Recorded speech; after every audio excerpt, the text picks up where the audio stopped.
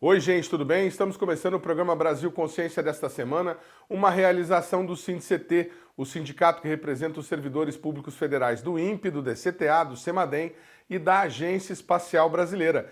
E no programa desta semana a gente vai falar de astronomia, em parceria lá com os nossos amigos do LNA, o Laboratório Nacional de Astrofísica, que fica em Minas Gerais, lá no Pico dos Dias.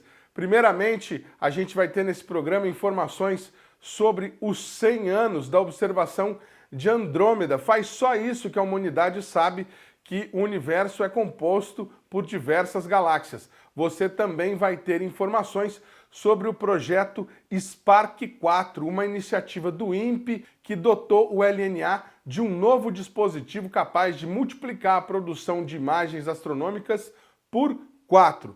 Estamos aqui na companhia virtual do diretor substituto do LNA, o Dr. Alberto Rodrigues Ardila, que vai conversar um pouco com a gente sobre a questão da observação de Andrômeda.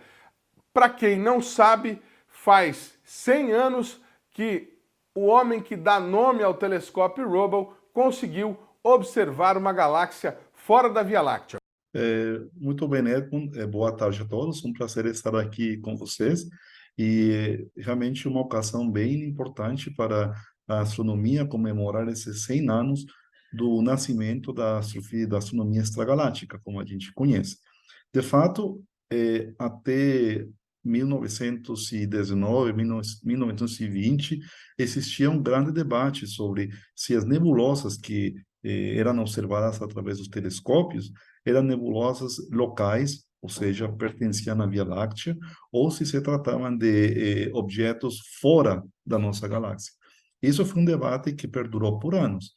Inclusive, teve o que a gente chama de o grande debate entre Edwin Hubble e Shapley. Eles tinham ideias opostas. Uma era que as galáxias, as nebulosas, uma boa parte das nebulosas eram objetos extragalácticos, e por outro que o tamanho da Via Láctea era muito maior do que a gente considera atualmente, e todos aqueles objetos que a gente via no telescópio pertenciam à Via Láctea. Então, de fato, Andrômeda era uma dessas muitas nebulosas que até 100 anos atrás eram consideradas como parte da nossa galáxia. Então, foi através das observações de Edwin Hubble, quando detectou um tipo de estrelas peculiares que chamam variáveis cefeidas. Detectou variáveis cefeidas na galáxia de Andrômeda, e através dessa observação pode calcular a distância na qual Andrômeda se encontra da Terra. Encontrou uma distância, obviamente, muito, muito, muito maior do que o esperado. Então, isso confirmou que, de fato, Andrômeda era uma galáxia externa, era um objeto externo à Via Láctea.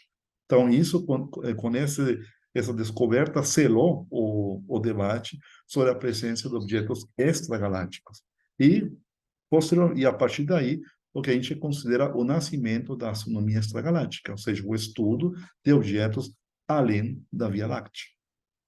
Agora, eu fico imaginando, 1919, no eclipse de Sobral, se prova a teoria da relatividade geral e a nova concepção sobre a gravitação, os planetas e o universo. 1923, o Hubble faz a identificação da galáxia de Andrômeda e coloca fim a esse debate, essa discussão, né, porque já havia, como o senhor disse, outros astrônomos defendendo que as nebulosas estavam fora da Via Láctea. E o cara que estava estudando física, que se formou em 1925, teve que pegar o diploma, rasgar os livros e começar o curso de novo, né? Porque aquilo que ele sabia caiu por terra imediatamente. Como é que para o estudo da astronomia ser uma ciência tão recente, assim, muito pouca gente, confesso que a questão da observação de Andrômeda foi uma surpresa para mim, saber que a gente sabe que tem galáxia, só há 100 anos. Eu desconhecia essa informação. É muito novo tudo isso, né? E como é que vocês trabalham com essas informações todas? Chegando dado novo todo dia do James Webb, mostrando nascimento de estrela, migração de estrelas de uma galáxia para outra. Como é que vocês processam todas essas informações para poder continuar fazendo pesquisa de ponta? Bom, a gente parte do pressuposto que a ciência não é estática. O conhecimento em si não é estático. Então, o que sabemos hoje é baseado justamente nas observações que sempre têm limitações. E a gente está sempre esperando por dados que possam mudar, de fato, esse paradigma que se conhece sobre as galáxias, ou formação estelar, ou sobre qualquer outro campo da astronomia. Não há nada estático, não há nenhuma verdade absoluta. Isso que talvez seja uma das coisas mais interessantes da ciência como um todo. A gente trabalha em pesquisa justamente para confirmar ou desmentir ou agregar informação adicional sobre o conhecimento atual. Então, não se trata de que o que eu estudei até agora não vale nada porque essa descoberta mudou completamente o paradigma. Não, de jeito nenhum. Então, é excelente, porque agora a gente tem novas ferramentas para compreender o universo como ele é. Então, e como eu mencionei, nada é estático. Então, a descoberta de Edwin Hubble veio justamente colocar, digamos, a pá de cal final sobre aquela teoria que mencionava, que falava de que as nebulosas que eram observadas pertenciam à Via Láctea. Ela, de fato, colocou um limite ao tamanho da Via Láctea e abriu o caminho para a descoberta e análise de objetos extragalácticos. E a partir daí, com o avanço da astronomia, detectores, telescópios, a gente foi descobrindo cada vez mais galáxias próximas, menos próximas, distantes e muito distantes. Então, os telescópios hoje em dia que estão trabalhando de grande abertura, justamente tentam, ou telescópios espaciais também, justamente tentam pesquisar nesses primeiros momentos, os momentos iniciais da formação das primeiras estruturas. Então, a gente hoje já não estamos falando mais do universo local. O universo local é todas aquelas galáxias próximas à Via Láctea. Estamos falando, agora podemos falar de entender como é que as primeiras galáxias, as protogaláxias, aquelas galáxias que se formaram logo após o Big Bang, estamos tentando entender como é que essas galáxias se formaram e obter evidência observacional sobre esses objetos. Então, a descoberta, 100 anos atrás, justamente permitiu o florescimento dessa área de astrofísica extragaláctica como a gente conhece hoje em dia. Obviamente, foi um caminho bastante árduo, porque pela limitação dos telescópios da época, a gente só podia ver o universo local, o universo de galáxias até uma certa distância. Depois, com telescópios cada vez maiores, a gente tem um conhecimento cada vez mais profundo sobre os objetos mais distantes. O próprio Hubble, por exemplo, Edwin Hubble, o mesmo que colocou fim a esse debate sobre a natureza dos objetos extragalácticos, ele mesmo formulou a lei de expansão do universo, ou seja, o universo, como conhecemos hoje, está em expansão. E isso faz com que todos aqueles objetos muito mais distantes, que aqueles objetos que se formaram bilhões de anos atrás, quase na época logo depois da grande explosão, a gente possa ver esses objetos, a luz que esses objetos emitiram agora. Então, através da lei de Hubble, a gente sabe que quando vemos o universo, a gente vê ele como era a minutos, horas, dias, semanas, meses, anos de distância. Tudo depende da distância a qual o objeto se encontra. Objetos muito distantes, obviamente, a luz leva uma quantidade de tempo enorme para chegar até nós. Então, o que vê, quando a gente vemos através de um telescópio, vemos a história do universo. A gente não consegue ver o universo no presente, mas no passado. Observar sempre através do telescópio objetos distantes, a gente é como se estivesse olhando para a história. Como esses objetos eram bilhões de anos atrás, mil de milhões de anos atrás. Então, digamos assim, atualmente, o esforço da astronomia é, com o telescópio James Webb, por exemplo, o novo telescópio espacial, a ideia é perceber esses objetos, as primeiras estruturas que se formaram, as primeiras galáxias formadas logo após o Big Bang. Obviamente, os outros telescópios também continuam trabalhando com observações de objetos mais próximos, e em si, assim, nada do que a gente conhece hoje em dia está totalmente é,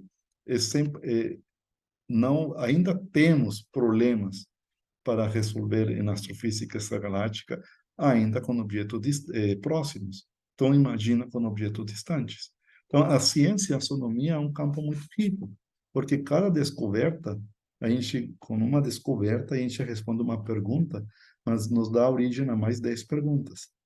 Então, e isso faz com que o conhecimento esteja mudando dinamicamente o tempo todo.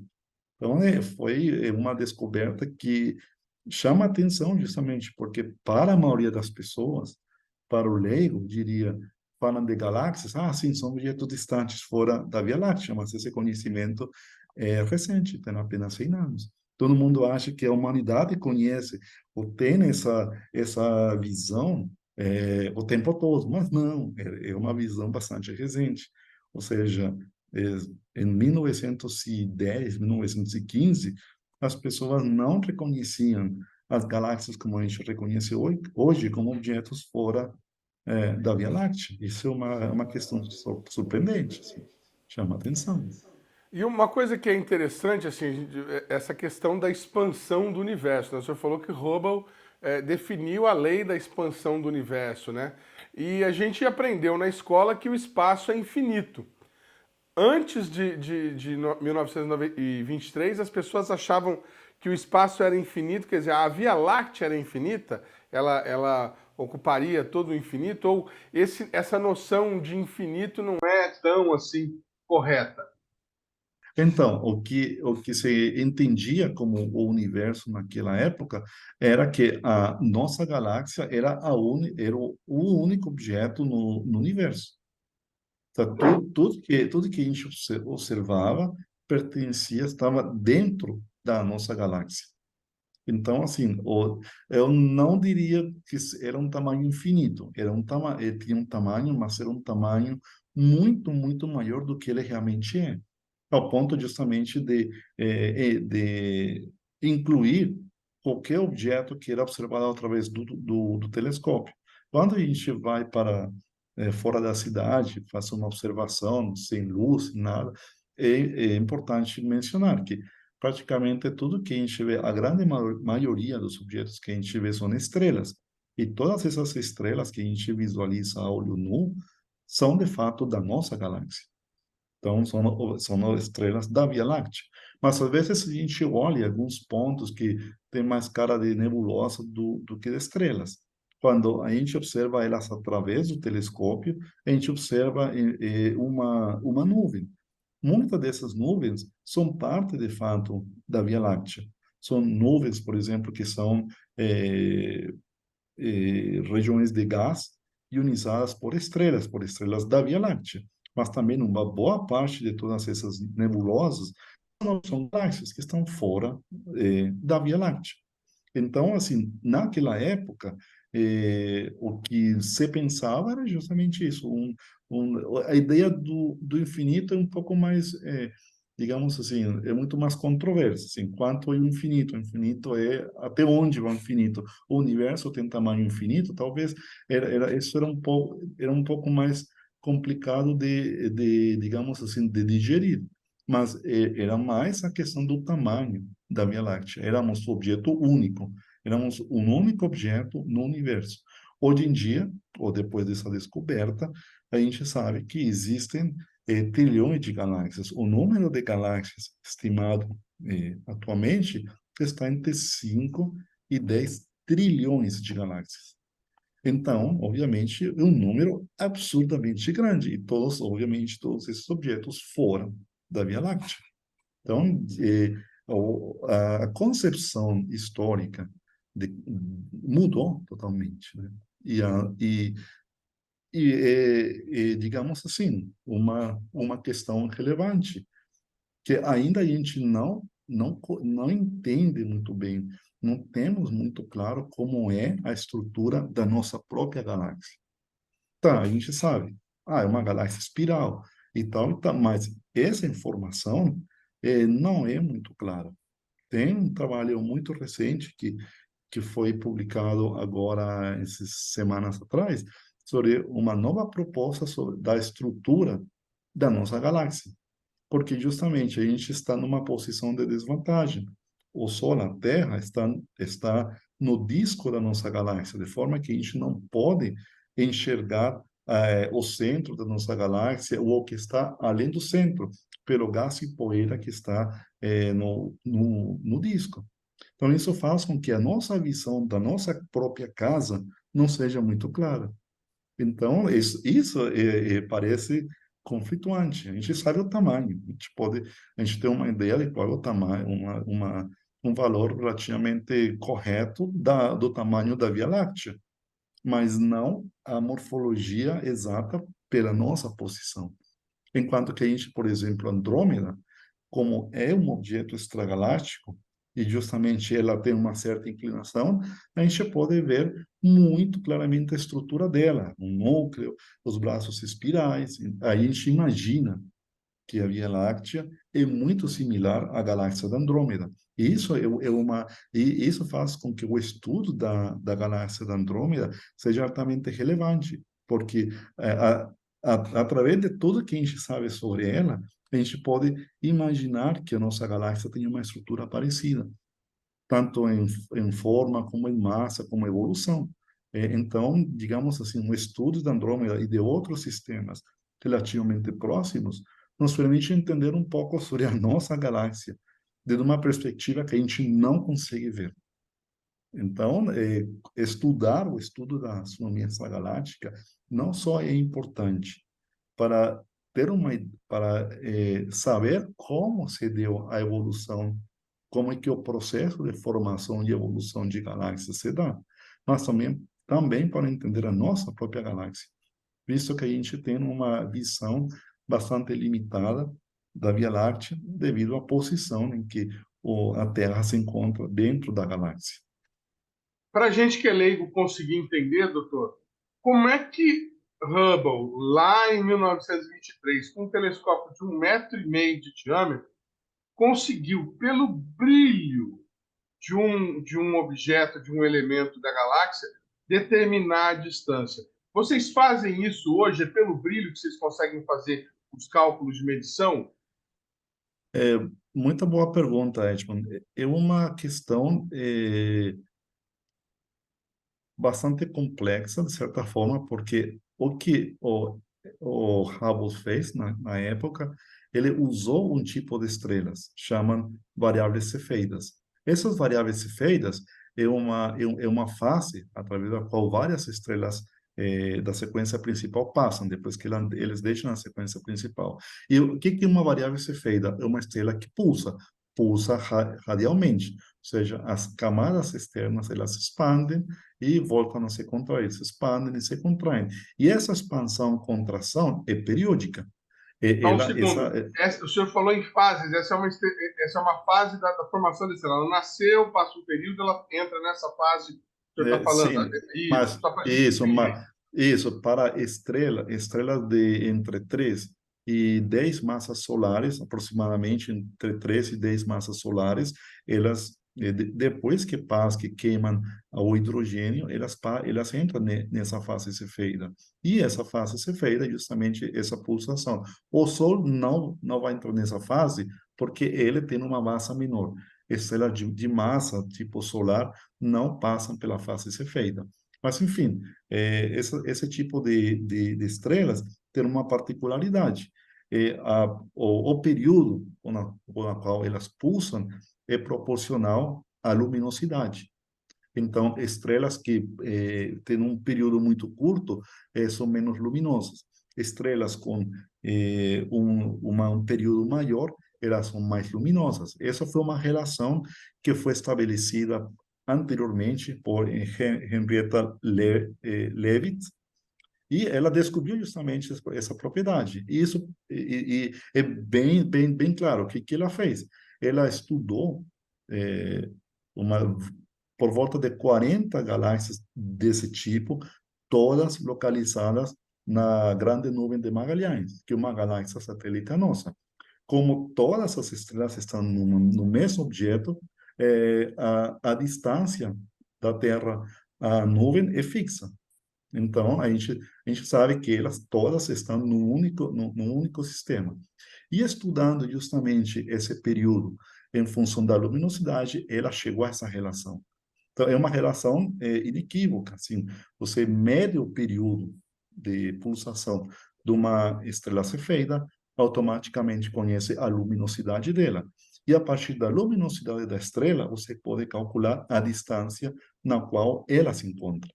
Então, Hubble o que fez foi justamente identificar eh, estrelas cefeidas na galáxia da Andrômeda, e a partir do período que ele mediu para essas estrelas, calculou a luminosidade, e a partir da luminosidade determinou a distância a qual essas estrelas estavam da Terra.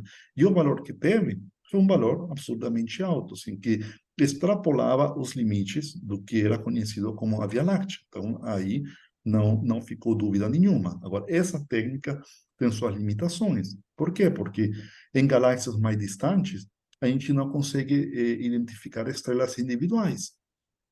Então, essa técnica só funciona em objetos locais, em objetos onde você consegue identificar estrelas. Acho que até galáxias do aglomerado de Virgo, e isso usando o telescópio espacial, é possível identificar estrelas individuais e medir sua distância.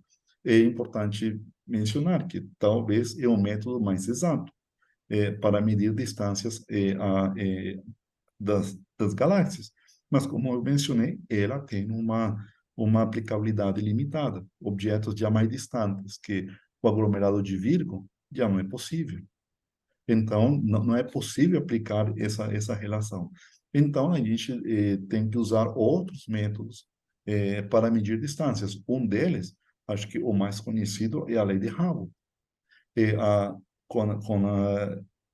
a partir do deslocamento, que a gente chama o redshift, deslocamento para o vermelho, das linhas em emissão ou na absorção que se observa nas galáxias, a gente pode determinar a distância a qual elas se encontram. Então, a lei de Hubble é muito clara. A gente mede a velocidade na qual esse objeto está se afastando, e a partir dessa velocidade a gente calcula a distância usando a lei de Hubble. Então, essa é uma outra técnica para medir distâncias, né? Existem outros métodos através digamos, de observação do tipo de estrelas e assim vai, mas observação de estrelas sempre precisa resolver estrelas. E aí, justamente, temos o problema da distância. Em geral, objetos distantes, unicamente funciona a lei de Hubble, a lei de expansão que Hubble formulou.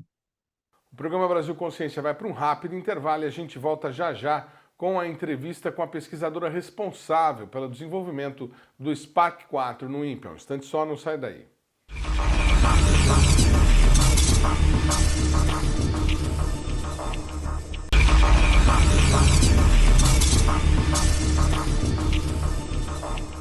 Segundo bloco, o programa Brasil Consciência de volta, e a gente vai falar agora sobre o dispositivo ou a câmera Spark 4. A gente gravou uma entrevista com a pesquisadora do INPE responsável pelo desenvolvimento do projeto. Acompanhe.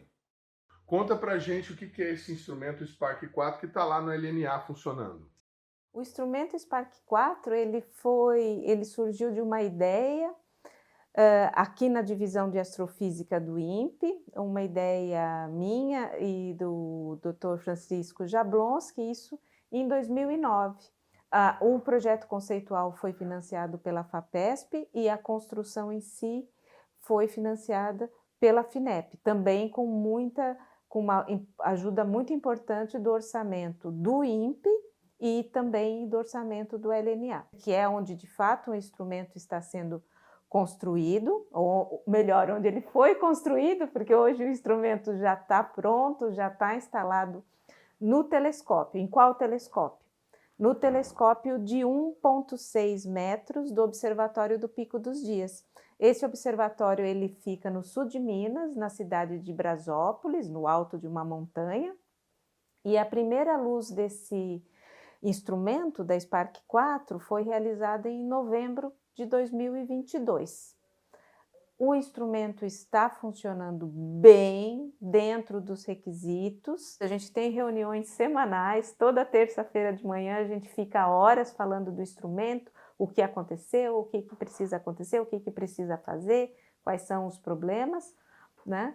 Mas, felizmente, após muitas reuniões de terça-feira, a gente está quase a ponto de, vamos dizer, fechar o projeto, de realmente considerar a Spark 4 um instrumento construído, testado, aprovado e com capacidade de entregar imagens, dados de boa qualidade para a gente fazer ciência aqui no Brasil. Esse pacote todo, quer dizer, FAPESP, FINEP, orçamento do INPE, do LNA, deu quanto de investimento para criar o Spark? Olha, ele é... eu teria que olhar esse número direito, mas ele é da ordem de 2 milhões de reais. Em 10 anos. Em 10 anos. Isso falando só em compra, não estou colocando trabalho das pessoas. A gente não tem o costume, não estou dizendo que é certo ou que é errado, mas sem contar trabalho humano, né? Legal. E, assim, a gente já falou superficialmente, mas o que é esse instrumento, essa estrutura, essa coisa que coloca no telescópio? Por que criar isso, né? Por que o telescópio precisa desse, digamos, acessório, né? O que vocês vão fazer com essas 4 imagens? Para que serve ter 4 imagens diferentes de espectros de cor diferentes do espaço? A Spark 4 ela é um instrumento desenhado, o principal, não é o único, mas o principal caso científico são objetos variáveis.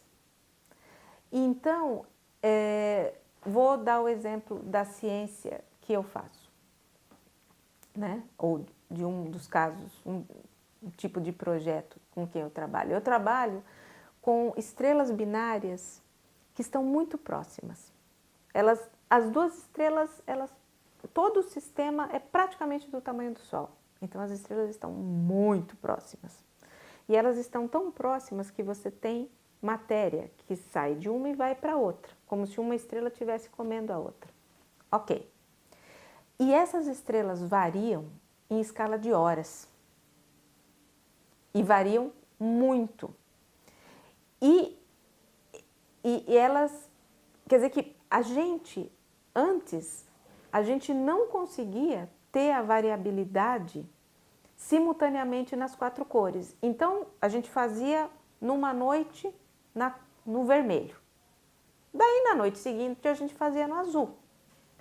Daí você via que ali, na segunda noite, o objeto estava um pouco diferente. Mas será que ele estava diferente porque você estava usando em outra cor? Ou ele de fato está diferente? Era impossível responder essa pergunta antes. Agora não. Agora, se a gente observa aquele objeto em 2 noites, a gente vai saber exatamente o que está variando. Em 4 cores. Em 4 cores. Em 4 cores. E daí você tira, por exemplo, às vezes a gente até se assusta de falar isso, né? Mas essas estrelas estão juntinhas, a gente consegue medir o campo magnético, a gente mede a temperatura do gás que sai de uma estrela e vai para outra. A gente mede a densidade das partículas ali, A gente mede, a gente consegue, sem ver a geometria, porque o objeto está muito longe, então ele é um pontinho. Mas mesmo sendo um pontinho, a gente consegue dizer a geometria do campo magnético. A gente consegue dizer, não, a gente está vendo essa estrela olhando de cima, olhando de baixo, o campo magnético está apontando para lá, o campo magnético está apontando para cá, certo? Então, certamente a qualidade dos dados, quer dizer que a gente já fazia isso, certo? Mas agora a gente vai poder fazer muito melhor. E um modo de mensurar a ciência, vamos dizer, o que é fazer ciência, né? É ir lá no telescópio, obter os dados e ficar conversando, sei lá, né, com o seu colega da sala? É legal você conversar com o seu colega do corredor, mas, vamos dizer, um jeito de mensurar a ciência é você escrever, você registrar a informação que você obteve e como você interpreta. Isso a gente faz com os chamados artigos científicos, certo? Então você faz uma observação, tira suas conclusões, quer dizer que você reduz os dados. A redução de dados é um capítulo à parte, né? Você pegar essas imagens e transformar essas imagens em fluxo, em polarização, em o que seja, né? Você reduz então os dados, você transforma aquele monte de dados em alguma coisa mais compacta e interpreta. Fala assim, não, olha, porque eu estou vendo uma variação assim, assado, nessa cor e não naquela, o campo magnético desse objeto é tanto. Então você escreve um relatório sobre isso, o que a gente chama de um artigo científico, e você submete isso para as revistas. Então, a divisão de astrofísica e o Brasil como um todo, a gente tem uma publicação razoável nas principais revistas de astronomia, né? Quer dizer que vocês que gostam, por exemplo, deve ter alguns de vocês que assistem canais de YouTube, falam assim, não, porque descobriram uma estrela assim assado. Aonde que saiu isso? Saiu nas revistas científicas.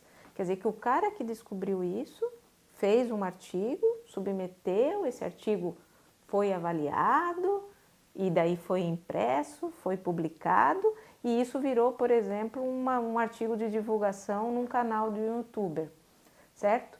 A gente não vai fazer essa parte do youtuber, o que a gente faz é a publicação desses artigos. Então, com a Spark 4, a gente espera aumentar a nossa produção científica. A gente vai poder falar mais coisas com maior qualidade e aumentar o nosso número de publicações nessas revistas científicas que a gente só publica em revista de alta, enfim, nas principais revistas de astronomia. Então a gente já publica e a gente quer publicar mais. A gente quer ter um reconhecimento internacional do que a gente faz. E é pesquisa pura, né? Não me pergunte para que serve saber o campo magnético da estrela. E aí vocês conseguiram primeiro certo? uma Pra verba para fazer o projeto e depois saciar a curiosidade do ser humano. Realizar certo? a construção. É, Quanto foi a gente quer isso? entender Quanto como as tempo coisas demorou funcionam. isso? Como é que foi feita Em essa alguns construção? casos, Foi aqui de uma no INPE maneira mesmo? prática. Vocês tiveram que Mas, contratar alguma empresa em muitos casos, de externa uma para prestar maneira algum pura. tipo de Você serviço, de simplesmente quer consultoria? entender como funciona o universo, né? Então é nessa linha que a gente, quer dizer, a gente espera que a Spark 4 possa revelar, né, coisas que a gente ainda não conhece de objetos astrofísicos que tem no céu.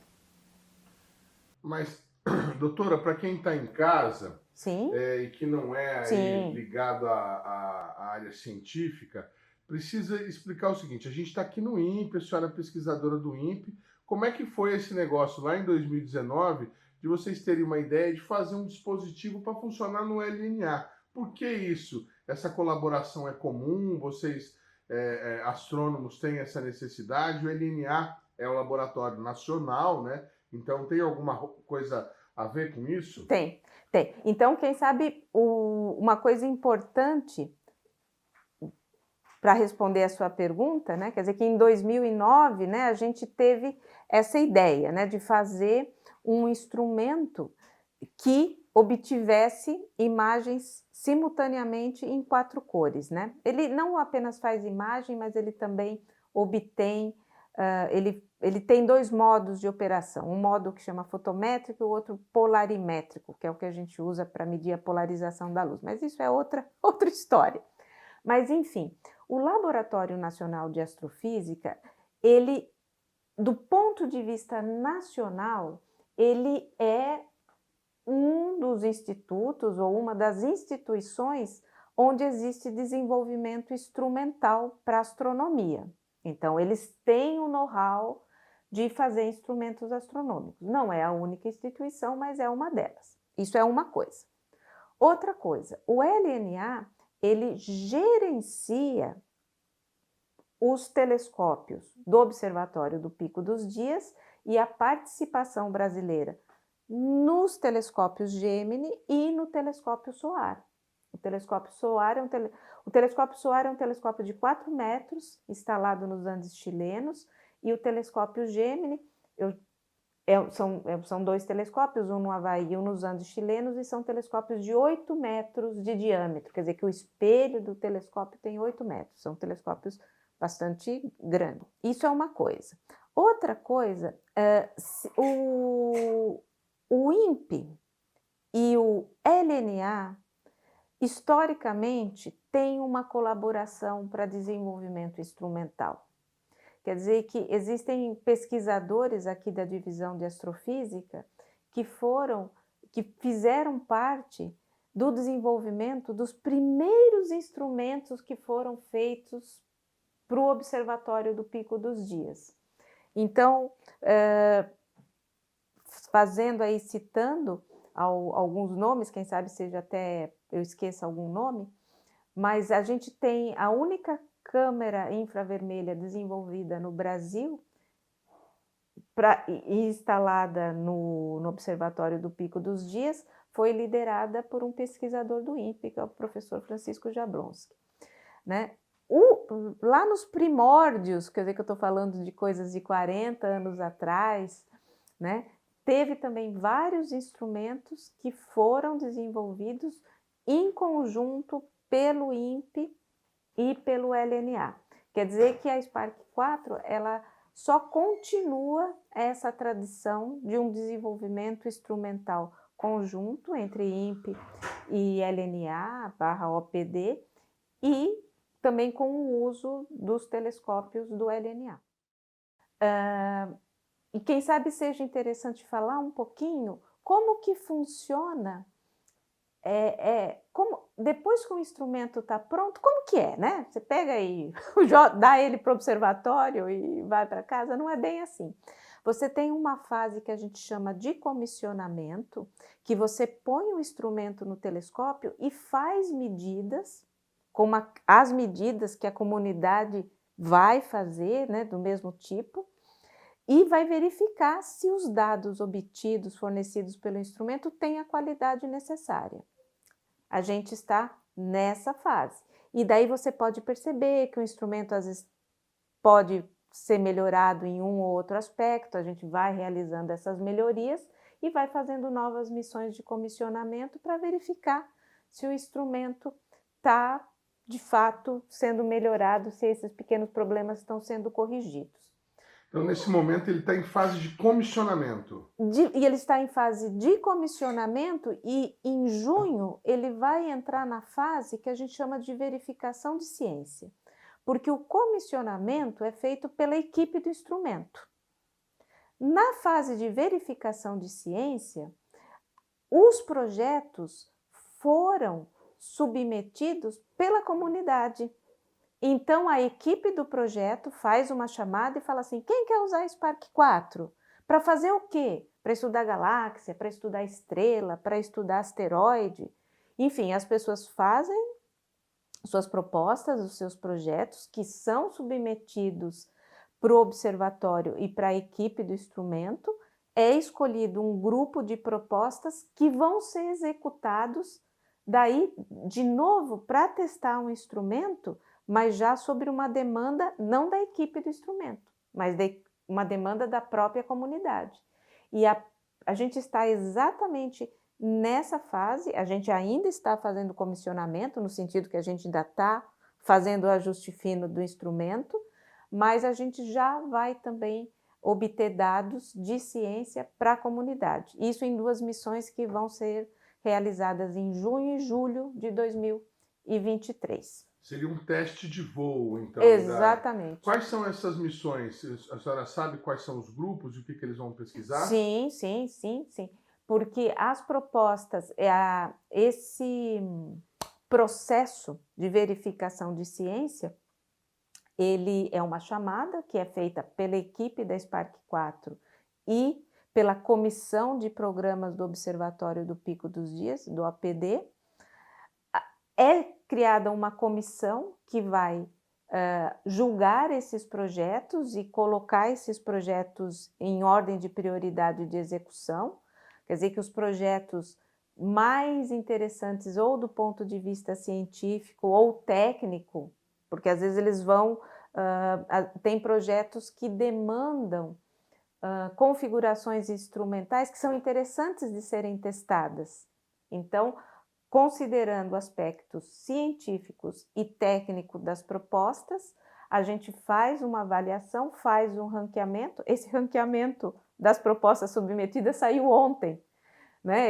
As propostas aprovadas, né, foram publicadas ontem no site do OPD, do Observatório do Pico dos Dias, e como eu falei, tem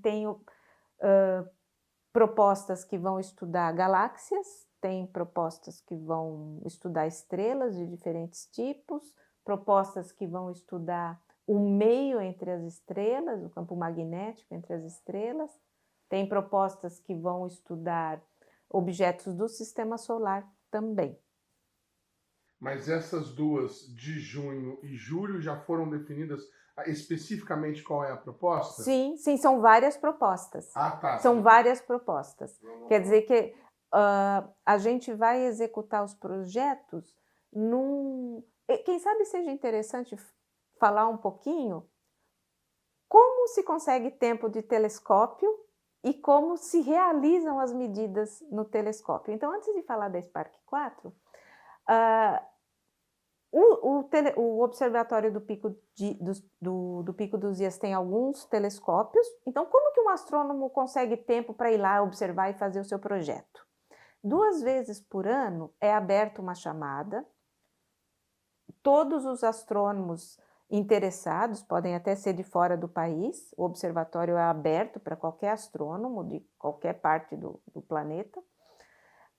As propostas são recebidas, existe uma comissão de programas que julga esses projetos e decide quem vai ter tempo e quanto tempo esses projetos, essas propostas vão obter. Ok. No OPD, que é o Observatório do Pico dos Dias, as propostas são executadas pelos astrônomos que solicitaram tempo. Quer dizer que se a Cláudia fez um pedido de tempo para o OPD e teve a sua proposta aprovada, a Cláudia tem que ir lá nas noites designadas para fazer o seu projeto.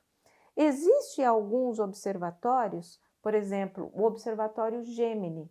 O Gemini é um conjunto de 2 telescópios gêmeos, um no Havaí, outro no Chile, nos Andes chilenos.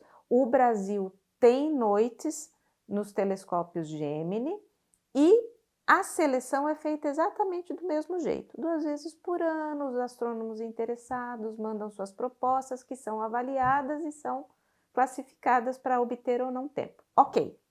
Quem vai fazer a observação? É o astrônomo que pediu tempo? Não. É a equipe do Gemini. A equipe do Gemini é que vai fazer a observação. Isso a gente chama de modo fila.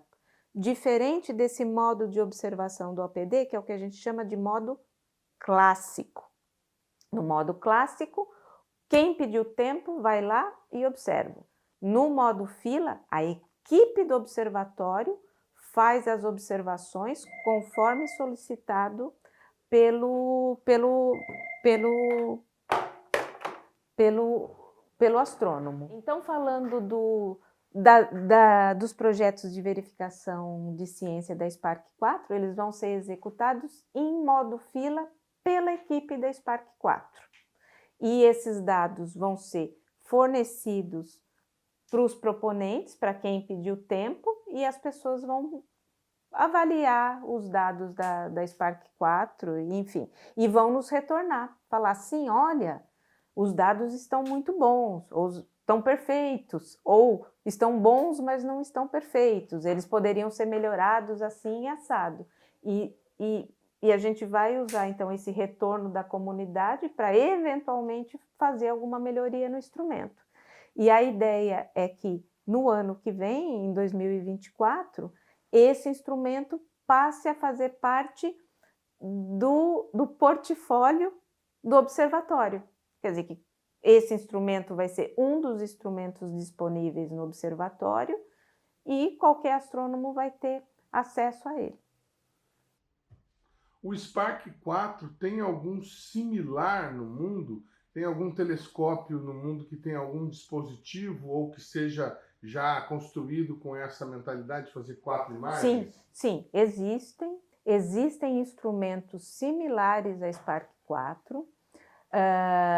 Tem instrumentos, por exemplo, que fazem imagem em mais de uma cor, inclusive em bandas que a Spark 4 não faz. Mas se você... Não são muitos. Você vai falar assim, são 100 instrumentos? Não, são uns 10, no máximo. Cada um com as suas características. Igualzinho a Spark 4, não tem nenhum. Por exemplo, que tem 4 cores, que faz polarimetria, que usa as técnicas, porque tem as técnicas, né? Cada instrumento tem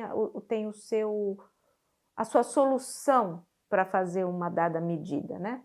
Então, a Spark 4, ela é única enquanto um instrumento que faz fotometria, polarimetria, em 4 cores, com a técnica de feixe duplo de polarimetria, que aqui não vem ao caso, que diabo que é isso? Mas, enfim, ela é única, não é, assim, ela não é, por exemplo, você fala assim, é uma ideia completamente inédita, é um negócio que nunca ninguém tinha pensado. Não, isso não é verdade. Né? Tem coisas parecidas, mas iguais não tem. Né? E a Spark 4 é um instrumento muito competitivo.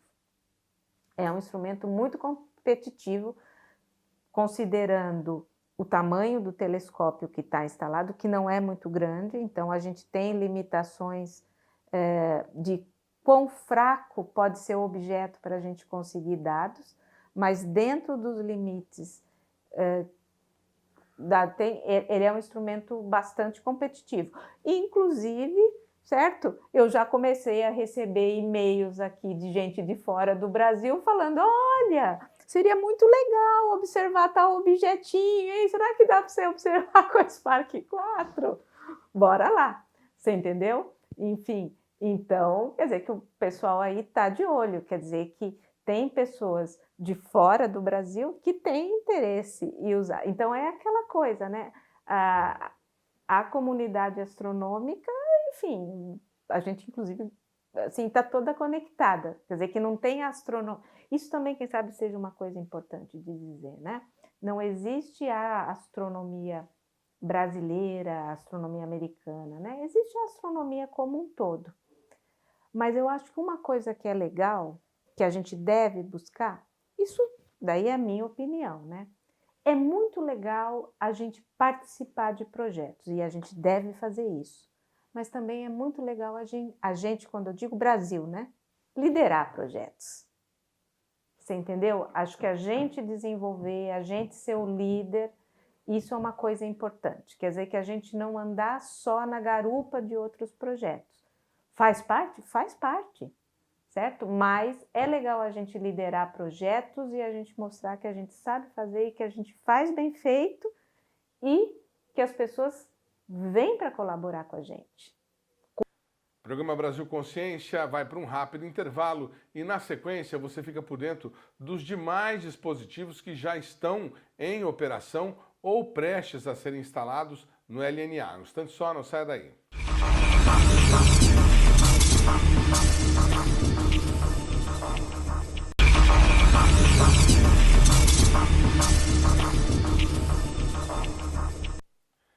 Terceiro bloco, o programa Brasil Consciência de volta. A gente fala agora um pouco dos demais dispositivos que estão sendo instalados no LNA. Entre eles, um telescópio solar que nós já mostramos aqui no nosso programa. Veja.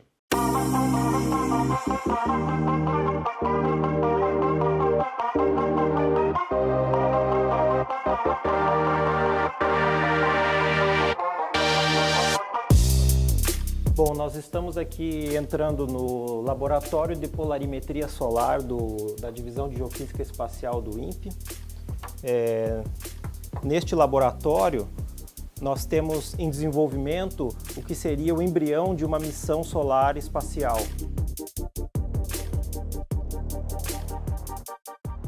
O Galileo Solar Space Telescope é a nossa missão solar, que é um satélite que vai ficar na órbita da Terra e vai observar o Sol. Este satélite vai fazer observações da órbita da Terra porque nós queremos observar aspectos do Sol que não são possíveis de serem feitos da superfície da Terra por causa da atmosfera. A atmosfera filtra uma série de comprimentos de onda, uma série de informações que o Sol manda, então nós temos que sair da atmosfera da Terra para fazer observações.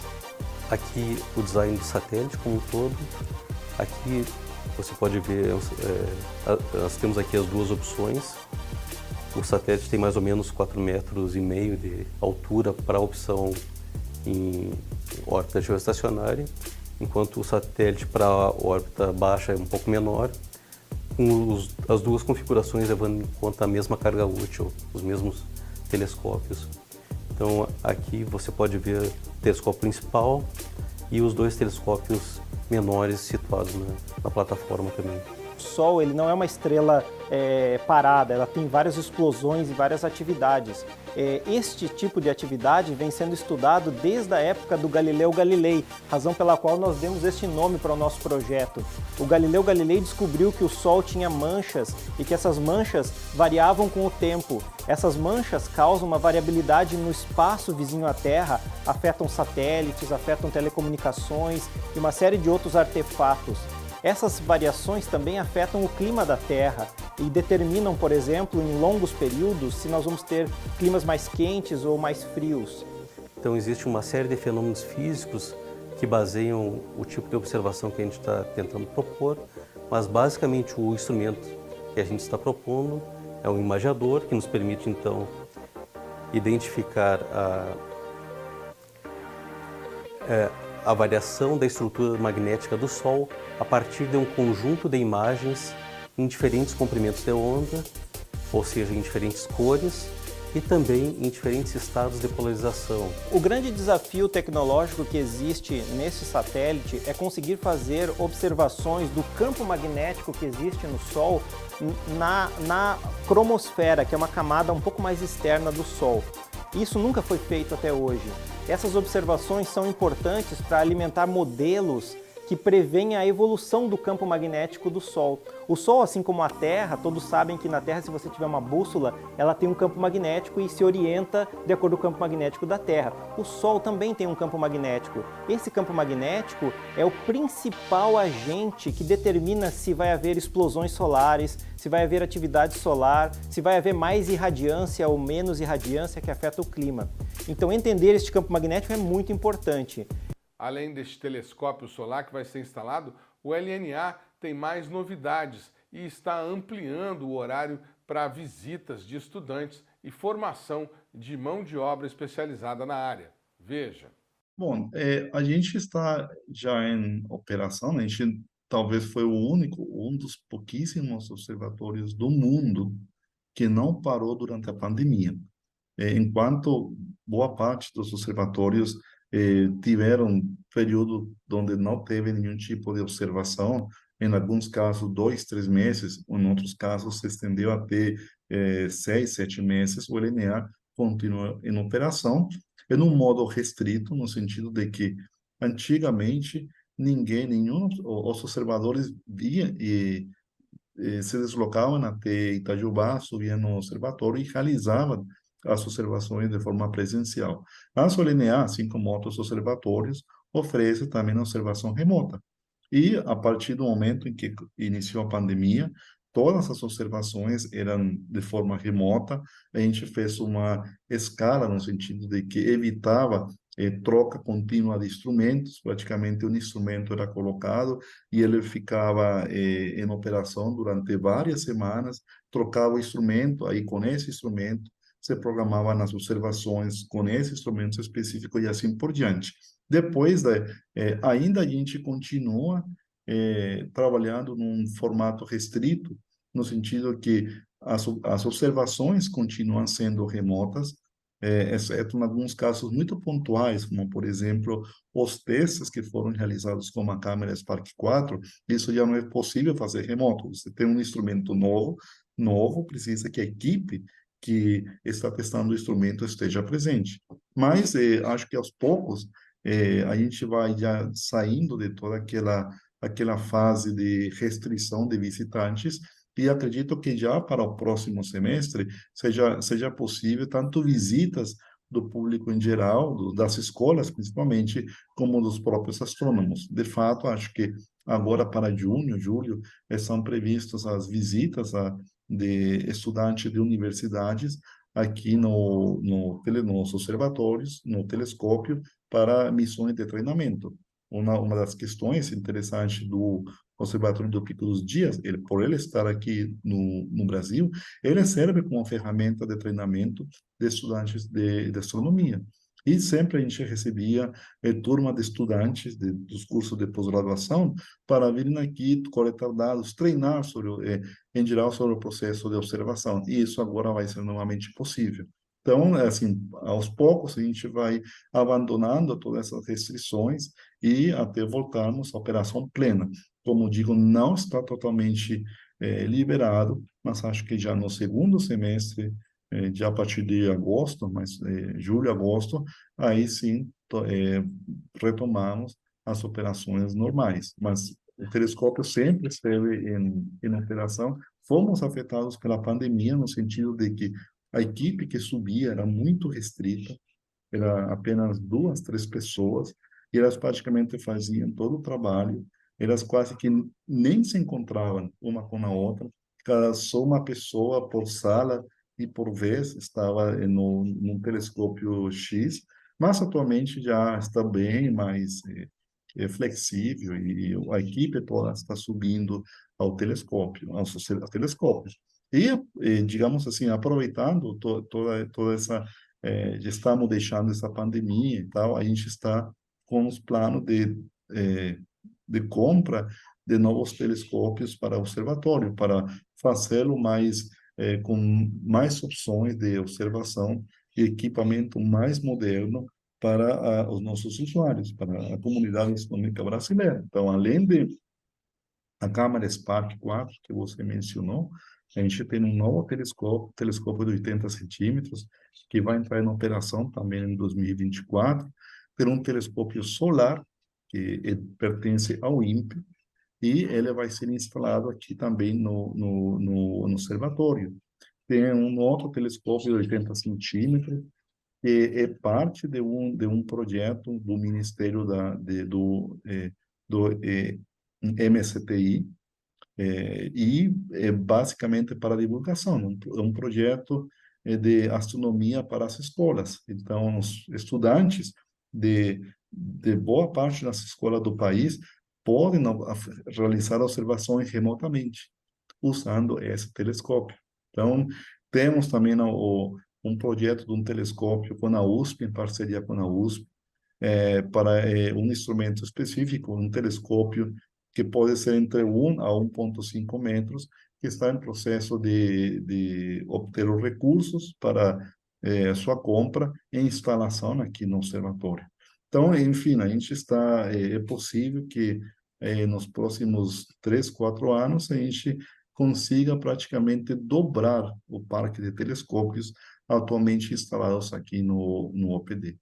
O programa Brasil Consciência desta semana vai ficando por aqui. Você que quiser conferir os demais conteúdos produzidos pela rádio do SINCT deve acessar a nossa página no Facebook, que está aí para você na tela nesse momento. Você que quiser conferir os demais programas já produzidos pelo Brasil Consciência, nossa página no YouTube está sempre disponível para você, além dos programas publicados também no canal da TVT.